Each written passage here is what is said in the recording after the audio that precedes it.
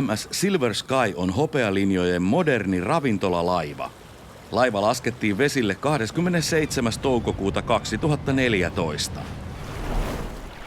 Laiva on 30 metriä pitkä, se painaa 150 tonnia ja siinä on kaikkiaan 250 matkustajapaikkaa.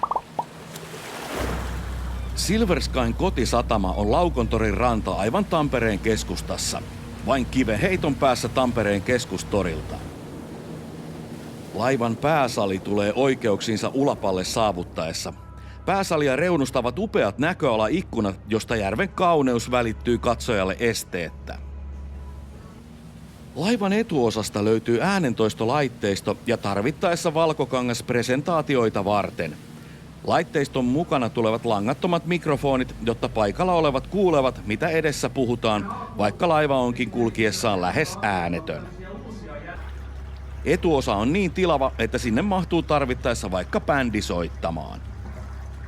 Alakerran ravintolasaliin mahtuu samaan aikaan ruokailemaan 80 henkilöä. Jos väkimäärä on tätä suurempi, osa katetaan yläkertaan. Ruoka tarjoillaan useimmiten runsaasta noutopöydästä, mutta valittavana on useita erilaisia menuja, myös pöytiin tarjoiltuja vaihtoehtoja. Täysverisen ravintolalaivan keittiö on suuri ja hyvin varusteltu. Tästä keittiöstä nousee melkein mikä tahansa asiakkaamme toivoma kattaus. Sekä ala- että yläkerrasta löytyvät hyvin varustellut baarit, jotka palvelevat risteilyasiakkaita. Laivan yläkerrasta löytyy suuri, mutta suojaisa aurinkokansi, jolta on erityisen mukava ihailla ohi kiitävää järvimaisemaa. Järven eri mielentilat ja sään vaihtelut kokee täällä konkreettisimmin. Harvat matkustajat jättävät menemättä aurinkokannelle. Etukannella taas voi nauttia raikkaasta tuulen vireestä ja vauhdin hurmasta. Matkustajat pääsevät halutessaan tutustumaan tietysti myös komentosillalle.